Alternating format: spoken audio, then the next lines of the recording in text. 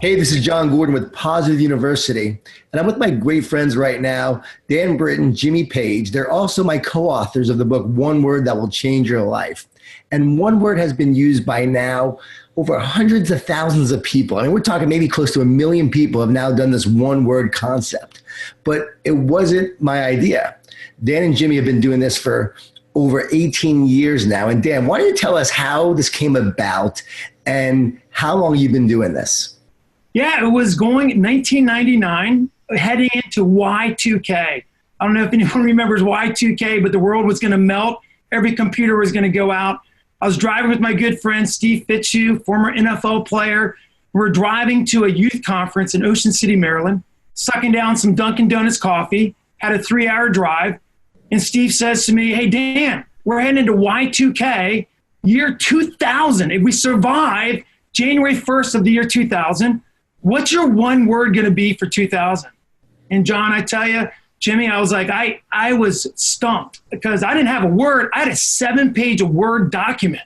So I thought he was talking about my big game plan, that I was disciplined, had all these goals and targets and ambitions, New Year's resolutions. So for 20 minutes, I listed off my sermon of all the things I wanted to accomplish in the year 2000. Steve kind of looked at me and said, Dan, you really are stupid. I said, one word, not one sermon. And so I said, okay, buddy, okay, let me try. And I forced myself to shrink it down into one statement. That's the best I could do. And I shrunk it down to one statement. He goes, yeah, Dan, you are stupid. I said one word, not one sermon, not one statement, one word. And when John, when you're stuck, you turn it on the other guy. So I said, Steve, okay, you big dummy, former NFL player, what's your one word? I don't have a word. And he turned and said, my one word for the year 2000 is harvest. I said, harvest? I said, Steve, what do you mean harvest? You live in Washington, D.C. with concrete. What do you want to become a farmer? And he's like, no, Dan. He goes, I work with thousands of young people all over the world. He speaks to over 100,000 young people every year as a youth motivational speaker. And he says, I want to plant seeds of greatness in the next generation and see great things come out of the next generation leaders. I want to see a harvest of young leaders that are leading well. I still get chills telling that story. Man, his word harvest gave me inspiration. And I said, okay, Steve, my word is going to be harvest. I want your word. And he goes, no, that's my word. So John, it took me about 2 weeks. I prayed, I ran, I journaled, and out of nowhere, God just really struck in me. And my word for the year 2000 kind of found me. I didn't even search for it. And that word was intimacy. I wanted to go deep in my relationships with my family, with my wife, my kids, go deep in my relationship with God. And John, the year of 2000 was the year of intimacy. And I knew as soon as that happened, it was a year of power, narrowing the focus for greater life change. And after the year 2000, I shared it with Jimmy, and we both began that journey in the year 2000 to narrow the focus, scrap New Year's resolutions, and have a one-word vision statement for the year. Jimmy, what does that look like when you and Dan are coming up with your word together, talking about your words, and then how did you take that to your families? Yeah, John, in the early days, Dan describes that his word came to him, is made for him. But in the early days, if we're honest, we were just picking words. I mean, we were like, hey, what do I need most? And I'm going to drive towards something. I remember my first word was simplify. And I remember at those times, we were spending a lot of time, as Dan said, game planning. And we had page after page of things we were going to accomplish. And it became super heavy. About 3 months into the year, we had abandoned that approach and it kind of experienced some failure. So when he came to me with this idea and I implemented that first year's word of simplify, I remember thinking to myself, boy, I'm going to say no to a whole lot more things. I'm going to narrow that focus down. And it started to change my life. And with respect to the family, when other people around you see things start to change, they start asking you, like, what are you doing different? Something's changed. And I remember Evelise, my wife, she says, what are you doing? I know you and Dan are doing something for the new year. And I said, I picked this word, simplify, and I'm starting to say no to some things. And she could see that my priorities were changing. She could see that some things in my life were getting clearer. And I told her all about the process. And something funny, John, and this to be true now, you've done it so many years. When we rolled this out to the kids who were young at the time, I mean, they were little, they got it immediately. They had no barriers. They weren't scarred by life. They weren't jaded or skeptical. They were like, a single word for the year? Boom, I'm in. And they would choose their words. And I'll tell you, we started a conversation around the dinner table. We started conversations as we went, just trying to see how their lives were changing over time too. So once we showed a little bit of proof that things were working and changing, the kids, man, they just bought right in. And when did you start doing this as a New Year's Eve kind of tradition? Well, Jimmy and I, when we lived close together, used to get our families together, and we did a big painting party. We got canvases, got the paint out. Wasn't too pretty at the beginning. Jimmy and I both struggle with painting. We have some of our children that are great painters, but it was a great exercise. We made a kind of a family exercise that we did it probably right away, right out of the gate. And we probably did that for about 10 years together. It was a great tradition we did when we lived close to each other. Yeah, tell me what that looks like doing the paintings. Oh man, it's a free for all, right? So what we did to prepare, you go to, your local craft store and you grab little canvases. And I know, John, you've kind of graduated into some, slicker stuff now. You got your words on the black background. It looks great. But in those early days, man, we had a blank canvas in front of us. We selected our words and we'd sit down around the table and start painting. And then each one of us would share what our word was going to be for that upcoming year and why we chose that word. And it becomes super powerful as you go around the table because you get insight into the hearts and the minds of your kids, of your spouses. You see some insight into the areas of life they want to change most and even some of their hopes and dreams for the future. So Dan and I kind of finger painted our way in those early days, but the others, they came up with some pretty good paintings. And sometimes we cheated. We knew our word ahead of time and got some good ideas off of the internet and came kind of loaded with a couple things that are hip pocket. Nothing wrong with dads getting that upper hand on the children. So each person creates their own painting, and then you would put those paintings up in the house somewhere? Yeah, we actually would actually hang them right on a wall strip in our kitchen, right next to the kitchen table where we'd have dinner together. And it was great. I'd turn to Eli, hey, Eli, your word's control this year. Hey, how's that word playing out today? How did you see that word in action today? It was a constant great reminder to keep it front and center as we journeyed with the words. Jimmy, talk about the year your wife's word was life. Actually, it was your word. Your word was life. Talk about the word that year and why you chose it. Yeah, my word for 2009 was life, and it was right on the heels of my wife's diagnosis for cancer. So in 2008, she was diagnosed with cancer, 4th stage cancer, and it wasn't a great prognosis at the time. And her word for the year for 2009 became believe. Obviously, we were facing some things where we had to maintain faith in the face of real challenging odds. So hers was believe, and that became her mantra. But at the same time, my word was life. The reason my word was life was because I wanted to live every moment to the full. I was reminded because of my wife's battle with cancer that we're not guaranteed anything, and to take advantage of the moments and to really, truly live. And during that year, it helped me dial in my focus, helped me care more about the things that were most important to me, helped me set aside some of the distractions so that we could really experience that relational life that we wanted so much. So powerful. Dan, do you remember telling me about one word, and how did we come to do this book together? Do you remember that story?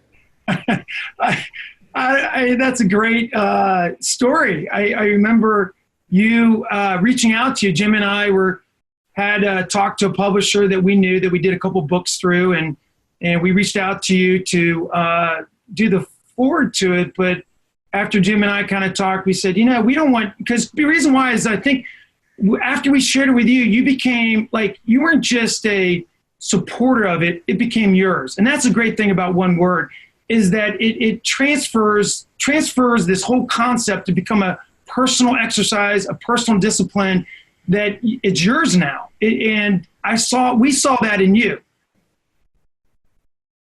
One word, that's right. It became for you. And so we ended up encouraging you, and you ran with it. And we just saw that okay, we got to do a book with you. And I remember calling you and having a talk. I remember I was standing in Bass Pro, a fishing store, picking up some fishing lures, and I was talking to you about trying to get you to move from doing the forward to actually writing it with you. And you said, no, no, no. And I begged and pleaded, and I think finally you agreed and said yes, only if your publisher would agree, even though your publisher would say no. And we shared it with the publishers. They said yes, and then we had to write the book in 6 weeks, and we wrote the book in 6 weeks. We published it, and it became a great hit. Yeah, so I remember you told me the idea years ago, how you and Jimmy did this every year, and we had become great friends. And I said, I'm going to start doing it. So I started doing it with my family. And then I started to share this in my talks with all my clients, and then especially with the sports teams and Clemson football and Mike Smith with the Falcons, and you name it, all these teams started doing it. I saw the power firsthand. That's when I became a big believer in it. And then when you approached me about doing the forward, I was like, sure. And then you asked me to write it. I said, no, I don't want to write it with you because I really don't want to take your idea. It's your idea. I don't want to, steal it. I want it to be yours, and I'll just write the forward. And you said, no, we need to do this together, Jon. We need to do it as a team. I said, yeah, but then I write alone. I don't write with other people. And you said, no, just write with us and make us better. And I remember the heart that you had and the humility you had. I said, wow, these are guys I could actually write with. And as we started writing it, and Jimmy wrote some stuff, and I cut a bunch off. He got a little upset. And then he cut some of my stuff off, but not really upset. He was like, hey, let's make it better. And then you cut some of my stuff off, and you made it better. And we kept on writing and chopping, but we all edited each other's stuff. And we made this short book, though, that had such a powerful impact. Dan, how many people has this book and the idea of one word reached now? Well, the book is sold, over 100,000. It's been phenomenal just to see the response. We also have a little on YouVersion reading plan that has a 4-day reading plan, and over 800,000, approaching 1 million downloads, that people just have become addicted to this. Like, this has become a great thing that they want to share with other people. And so it's, I imagine now, Jon, with everything that we've done with the one word, the book, and the website and the trainings, over 1 million people have been impacted with one word that'll change your life. Unbelievable. And growing. I mean, you and Jimmy do a lot of talks now on word. You speak to all different organizations, conferences, you name it, on the idea of one word. What's some of your favorite groups you've spoken to? Jimmy, why don't you share? Who have you spoken to that you've loved talking to? And what's a story that really inspired you about one word, like a really cool story? Yeah, I think probably the one that I enjoyed the most was the Salvation Army. This group, man, I'm telling you, talk about a mission-driven organization. And as I got to know them and spend time with their leadership team and then present to their annual conference, I learned that this is a special group that really cares about accomplishing the mission. And their mission is super wide. They're involved in disaster relief. They're involved in first response, feeding the hungry, housing the homeless, and all the rest.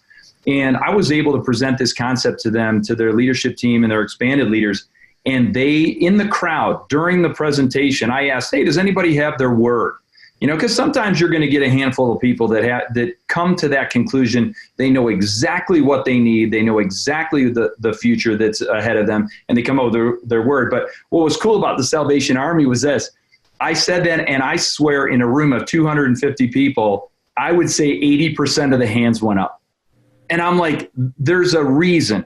They're in tune with life change, with making a difference. And this concept is so simple. It's powerful. It creates a focus that you don't otherwise have in your life. They knew immediately, and they started sharing from the crowd their one words, and it was catalytic from there. Dan, how about you? Man, Jon, I spend a lot of my time outside the U.S. and having a chance to train sports leaders in different countries. I've been in over 40 different countries in the last 10 years training, and usually everyone always wants me to train on one word. And so we actually already have one word in Russian and one word in Korean. And I just got back 2 weeks ago training 150 Ukrainian coaches on this whole one word process. And they went catalytic. They went crazy over it. That they couldn't wait to take that back, to implement it into their team, and to make a difference. And I tell you, just to know that it crosses all boundaries, all cultures, all languages, and to know that people are accepting this and receiving it and seeing how much of a difference it can make is phenomenal. Dan, why is this so powerful, and why should people do it? I think, John, that, again, our research in our book, we talk about 87% of people some way create a New Year's resolution and 90% fail after, roughly the first month. And people are tired of like a dog returning to his vomit. It's like, hey, I'm going to do a New Year's resolution and I failed, but I'm going to try it again next year. And so I think this is something so different and so easy to do, and it becomes powerful because it's a one-word vision statement. The cool thing is I've never met someone that said, hey, Dan, I forgot my one word. I forgot my one word. Now, they'll forget a New Year's resolution. They'll forget their vision statement. They'll forget their roles and their goals and their targets, but they'll never forget their one word. And I believe the simplicity, there's power in simplicity. When you narrow that focus, there's greater life change on the backside. And Jimmy, how does someone go about finding their word? I know people are probably thinking right now, that sounds great, but I don't know my word. And how do I pick a word? You were saying that you and Dan early on just picked a word randomly, but we really believe that there's a word that's meant for you. So how does someone go about finding their word? Yeah, I think it's the simplest process. And I think the process that we developed in building the book, together, working together, that simplicity that we finally ended with is the secret sauce, right? It's 3 easy steps. It's look in, it's look up, and look out. The first phase is that idea of getting, unplugging from the busyness and the noise of life and all the distractions to the point where you can ask yourself some simple questions. What do I need? What's in my way, and what's got to go? And you start that process of looking at each dimension of your life, whether it's relationships, whether it's your physical health, your mental approach to life, your mindset. And you start to discover there's some patterns of things that you need change in. And then once you write that short list of words that are potential words, hey, what are the things that are in the way of me becoming my very, very best? Then you move on to the look up stage. And looking up, we're all people of faith, and our faith informs the decisions that we make and the choices that we make. So we'll ask God, and we all do it a little differently. I think, John, you probably have shared that you got your word, doing the polar plunge. Yes. When you hit the water, it's like boom. And I'll let you tell this story. But for me, I hear most clearly in my conscience when I'm working out. I'm on the treadmill or I'm on the bike. I hear very clearly there. Dan, I know, does that process a little differently. But we're trying to ask the one who made us what we need most and what word is going to have the greatest positive impact on us for this year, not only for us so we can be our best, but really so we can make a positive impact for others. In the end, it's good that we're all getting better and that we're becoming who we're made to be. But if we don't turn that outward and say, hey, how can we impact those around us in a positive way? How can our marriages be their best? How can the relationships that we have be their best? How can we live on mission? If we don't turn in that direction, it's not a full experience. And then the last piece is look out, and that's when we live it out. It goes back to creating those boards that you put up in your kitchen or the screensaver for your phone to remind you of your word. And it's finding ways to live out your word and experience the life change and impact that you want over time.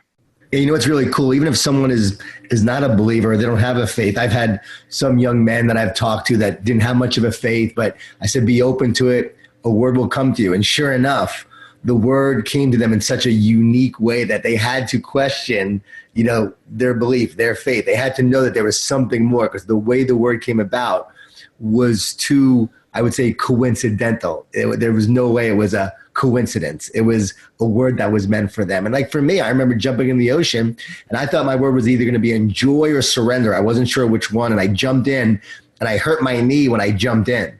And as I walked out, literally injured from jumping in on New Year's Day, it was supposed to be this great moment. And now I'm limping out of the ocean and the word came to me, surrender. You needed to surrender this year, Jon. I heard literally the words, you need to surrender this year. And that was such a powerful year of surrender that I needed to do most. I needed to surrender that year. And I grew so much in that way. Dan, how do our words shape and mold us? Because I know that you talk a lot about that. Like each year, a word will shape and mold you into who you're meant to be. How does that happen? Yeah, I think, Jon, for a lot of us, when we look at the new year, we look at our to-do list. What are the things we want to accomplish this year? And one word moves you from a to-do list to a to-be list. Who do you want to become for the year? Who are you meant to be, not just what do you want to accomplish? And that is important for us to be able to really be able to apply it to our lives. And we say in the book that once you narrow the focus on the front end, on the backside, apply it to all 6 dimensions of your life. Mental, physical, spiritual, relational, emotional, and yes, even financial. And once you can narrow it down the front end, on the backside, those 6 dimensions will allow you to become the person we believe God has created you to be. And man, there's nothing greater than that. Yeah, so each year you pick a word and that becomes like the chapter of your life. People may not know, we also wrote a book called Life Word. Jimmy, why don't you talk about life word? Because I think this is such a cool concept and how it's different than one word. Yeah, we kind of backed into the concept of life word a little bit. We had so much positive response to the one word, which is really all about life change and impact. And this idea of life word is really born out of the idea of leaving a legacy. It's the Stephen Covey principle of beginning with the end in mind, setting that plumb line forward where the one word will form the chapters of your story, but the life word becomes the title of your book. And if you can think in terms of, 20 years, 30 years out, depending upon your age, what the title of your story will be, that one word that will keep you focused, narrow the decision-making that you have and keep you on track to really leave a legacy that matters, to stay focused on the things that are most important to you, that matter most. The idea of choosing one word that will kind of title your story so that you live with purpose, that you live with passion, and you leave a legacy that you're proud of, is that life word concept. And it goes hand in glove, I think, with the one word concept. Chapter by chapter, life change, and then the title of the story in the end. And so what is your life word, Jimmy? My life word is inspire. And in the book, I share a little bit of a story about how I was, I think growing up, I would consider myself the underdog. I had to work really hard. I was undersized much of my life growing up until probably late in high school. So I had to work super hard to perform athletically. And I was inspired by the story of the underdog, whether it was Rudy or it was Rocky or, insert the sports story here. I was always inspired by them. And I said, if I get a chance to live my life in such a way that other people will be inspired to live their very best life, that's what I want to invest my life in. So inspire became my word. And, even now, the focus of that, the impact of the decisions, whether I'm writing, whether I'm speaking, whether I'm leading my own team within my organization, I'm always thinking in terms of how can I inspire them to perform at their very best, to become their very best along the way. It's been a great area of focus for me. Well, you're not undersized anymore, but I still am. And so my word is positive, my life word. I know that's my calling. That's what I'm here to do. And even though I'm not naturally positive, as I often write about, I know it's my life word because I am meant to bring more positivity to this world. And I just know that it's why I'm here. It's what I'm meant to be. And that's my life word. How about you, Dan? What is your life word? My one word for life. My one word for life. My one word for life. See how that's set up? My life word is passion. That's the one word I want on my gravestone. That's the only thing I want. I want to be a person that brings energy, positivity, kind of your word, Jon, kind of your word, even Jimmy, inspiration is I just want to infuse enthusiasm and passion. And so my word is passion. I want to mark people with passion every time I enter the room. That's the greatest gift that I have to offer to contribute, to make people better is passion. I love it. And so many schools, because of your passion and Jimmy's inspiration, are now using one word. You know, they're using one word for their students. Teachers are doing it. Do you just love that all these schools are now doing it? Oh, it's fantastic. You know, I think starting that young is one of the things that motivates me most, because it can have a lifetime impact, you know, but no matter where you are on the spectrum, starting early when you're 7 or whether you're 77, it's going to have a positive effect on your life. But I remember one school district in particular in Texas. It was Midlothian School District down in Texas. Man, we launched, and I know, John, you've done some stuff with them as well. We launched the concept with the school district. They were so excited about it as an organization. They let their elementary school students pull the ceiling tiles out of the ceiling, paint their words. They have these pictures of fourth graders painting their words on ceiling tiles, if you can imagine. And then vandalism. Vandalism. I love it. And, you know, they're reminded constantly as these kids walk down the hallway, they're reminded of their word and the transformation that's happening, and they encouraged one another. So we would get these stories coming back from Midlothian about the absolute change in the culture and the environment for their school district. It's been really awesome. Yeah, John, Dan is very passionate about doing a children's book with one word. Yes. What do you think? Yes, one word for kids. Come on, John. We people are asking for it.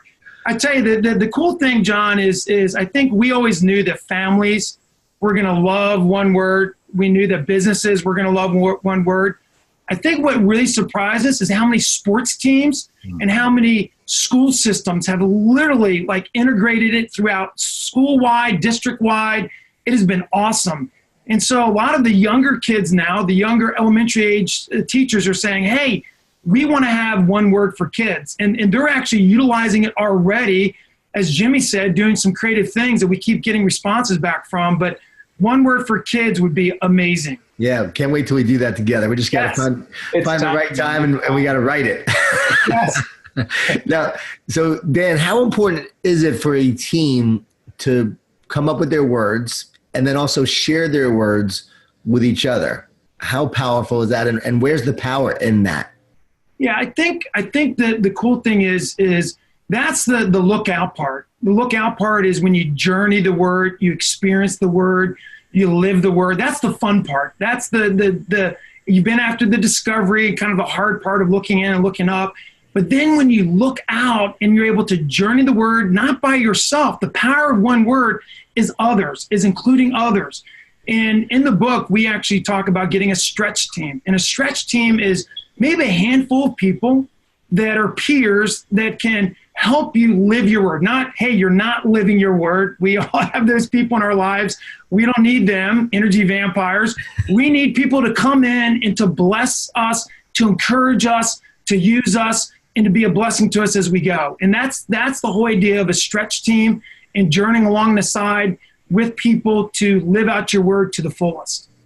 Yeah, and John, one other thing about teams that I think is important, a lot of times when I've seen the most success with a team is when each individual on that team selects their own one word for the season, you know, their individual responsibility. What's the thing I'm bringing? And you'll see things like confidence, grit, perseverance. You'll see stuff that you get insight into that athlete's contribution. But then when they come together and select a teamwork that unifies that whole group, whether it be believe or overcome or whatever it is, that's when there's magic, because each person's bringing their own personal commitment to the greater good of the team, and they rally around that one single word for the team as well.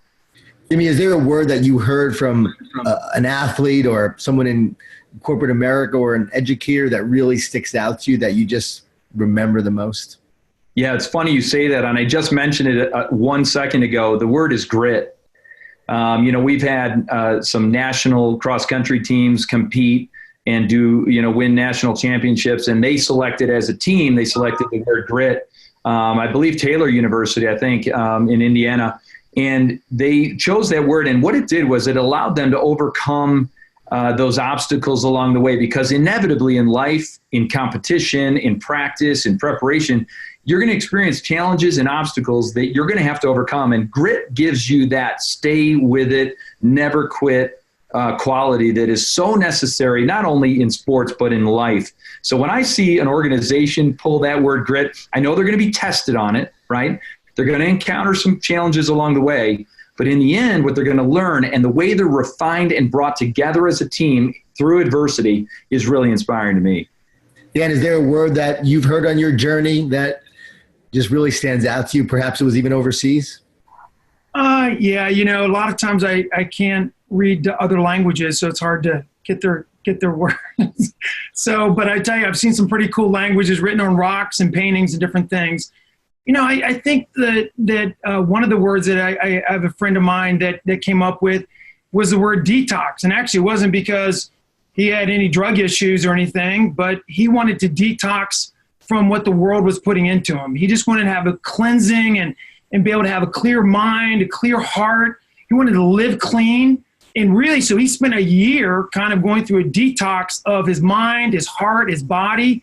And again, as a guy that doesn't have any drug issues, you would think a guy that would be a drug addict would have the word detox for the year.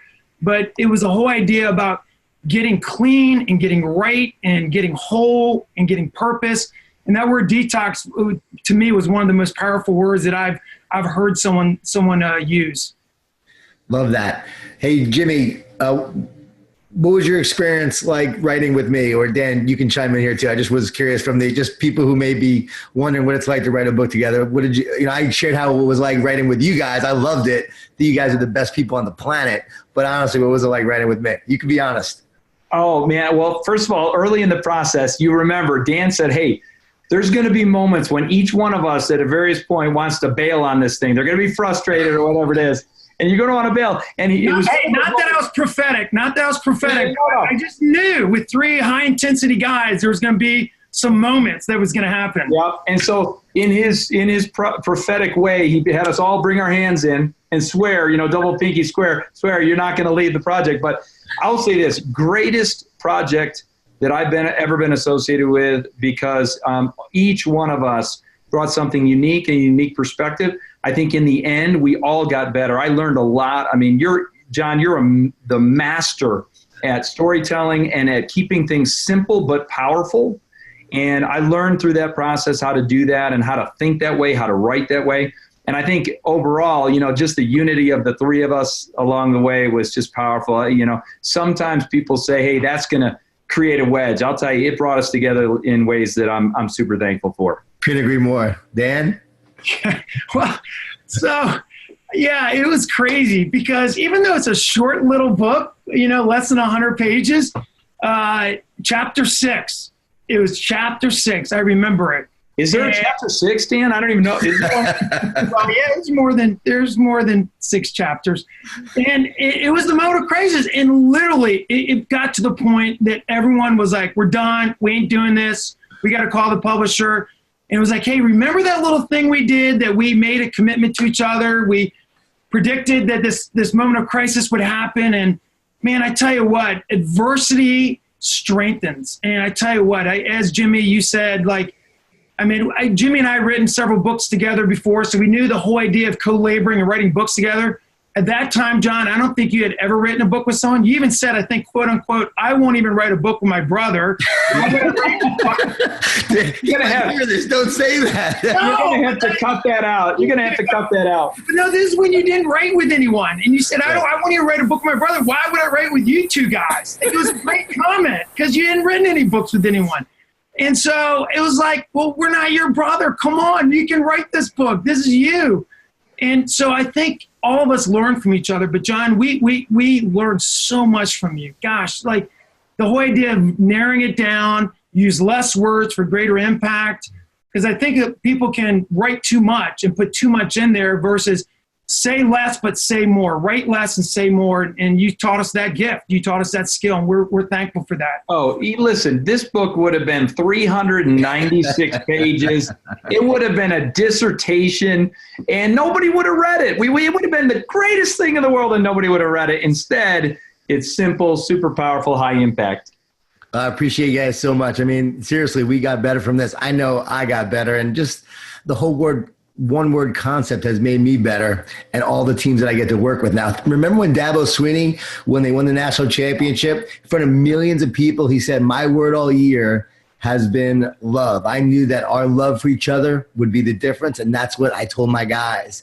And that all came about because of you guys, because you guys shared the idea with me. I shared it with him. And now he's been able to use it and impact millions with it. So it's amazing the difference that you guys have made with this. I want to just get your final thought on anything you want to share, something you want to share, something you want people to know, some encouragement you want to share about one word or anything. But let's close with each of you sharing just something powerful that can really make an impact.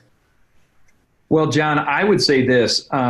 In all the years we've been doing it personally, in all the years we've been sharing this concept, there's never been a single instance that I know of where somebody's life wasn't positively changed, where they didn't just rave about the simplicity, rave about the relationship improvements that they had.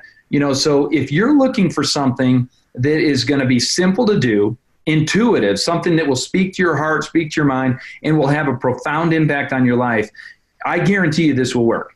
I've never seen anybody come back and say, that didn't work for me, or it didn't have a positive impact that I was looking for. So if you want a foolproof way to become better, to become the person you're made to be, this is the way to do it. What happens when they say it didn't go well this year with my word?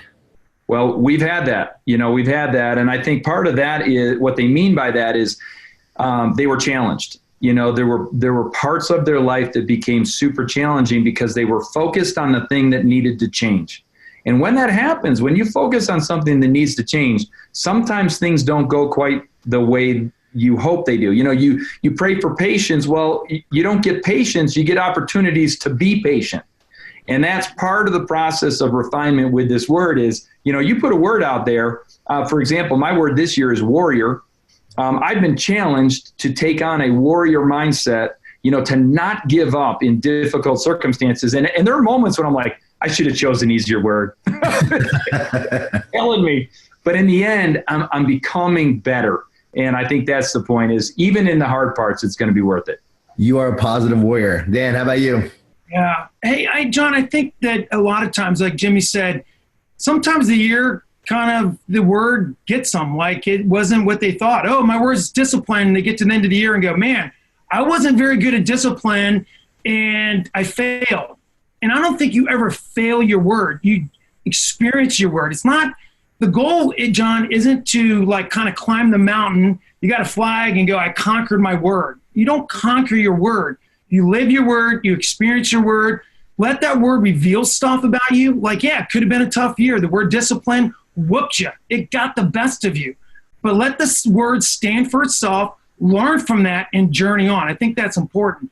The other thing for me, John, which I've learned is on my wrist, I keep one little rubber band. And it's a constant reminder to be stretched because a rubber band is useless unless it's stretched. If it's not stretched, it's not fulfilling its purpose. And so only when you're stretched beyond your comfort zone do you actually learn and do you journey and do you suddenly go, hey, that is exactly what I needed. And so let the word stretch you. Let the word allow you to understand who God has made you to become and who you're meant to be for the year. And I'm telling you, that is what's in store every single time when you have one word for a brand new year. I love it. Hey, where can people find out about one word? Well, they can go to the website, John, at getoneword.com. They can also follow us on Twitter and at Get One Word as well. But you can buy the book on Amazon or any of your major retailers will have it. And I would say go pick up a copy, give it away. It's a great gift as well. And it's a great thing to do here around the new year or at the start of a new season. Yeah, I said, guys, I wanted to know where people could find out about you guys. So where could they find out also about you, Jimmy, and you, Dan? Jimmy, where can they find out about you and more info on you? They can find out more from me at jimmypage.us. That's my website. Or they can connect with me through the Fellowship of Christian Athletes as well. And social media as well, right? Yeah, I'm at jimmypage37 on Twitter and Instagram. How about you, Dan? Yeah, just go to getoneword.com you can get information with us on that. And also at FCA Dan Twitter account. And you can find me there. Well, you two are some of the best speakers on the planet that a lot of people don't know about. You guys are incredible speakers, incredible difference makers, amazing friends, great writers. And I just appreciate you. And I just want to say thank you guys for doing this book with me. Thanks for doing this podcast with me. And I know that people are going to be better for knowing you, because I know I'm better.